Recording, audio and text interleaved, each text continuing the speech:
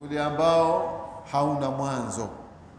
Uhai wa tangu ni ule uhai ambao hauna mwanzo, sababu kuna uhai hauna mwanzo ambao huo ni wa Mwenyezi Mungu Subhanahu wa Ta'ala peke yake, na uhai wenye mwanzo ambao huo unawahusu viumbe vyote alivyoviumba Mwenyezi Mungu Subhanahu wa Ta'ala.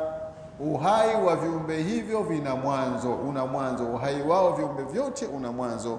Mwenyezi Mungu Subhanahu wa Ta'ala peke yake uhai wake hauna mwanzo. Kama ambavyo dhati yake haina mwanzo, basi na sifa yake ya uhai vile vile haina mwanzo.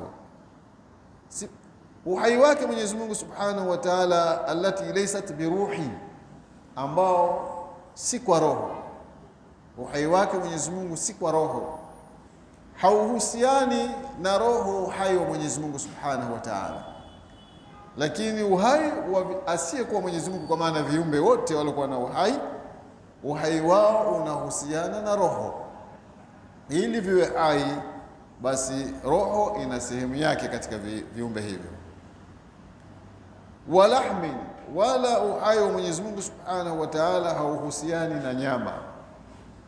Ili viumbe viwe hai, basi viwe na nyama katika sehemu ambao unapatikana uhai wa mwanadamu kwa kuwepo nyama katika kiwiliwili chake. Mwenyezi Mungu Subhanahu wa Ta'ala yeye uhai bila ya roho, bila ya nyama, kwa sababu yeye ndo aliumba roho na ndio aliumba nyama. Kabla ya kuumba roho na nyama, Mwenyezi Mungu yuko hai bila ya roho, bila ya nyama. Roho ni kiumbe, nyama ni kiumbe.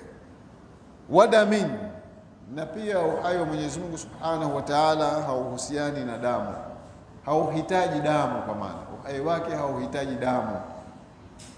Kwa sababu gani? Kwa sababu Mwenyezi Mungu Subhanahu wa Ta'ala yeye ndio aliumba damu. Damu si ya azali, damu imezuka kuwa haipo, Mwenyezi Mungu akaizusha ikawepo, akaingiza kwa maana katika kuwepo, kwa maana ya kuumba. Kwa hivyo uhai wa Mwenyezi Mungu hauhitaji roho, hauhitaji nyama, hauhitaji damu. Uhai wa viumbe hivyo vyote vilivyotajwa vinahitajika na nyongeza: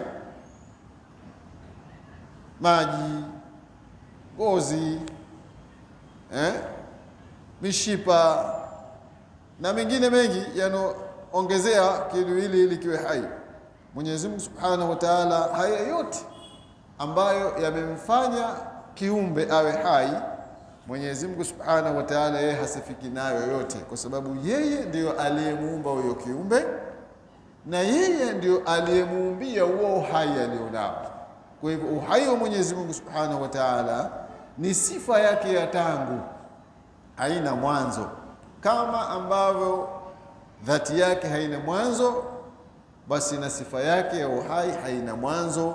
Haihitaji roho, haihitaji nyama, haihitaji damu. Naam.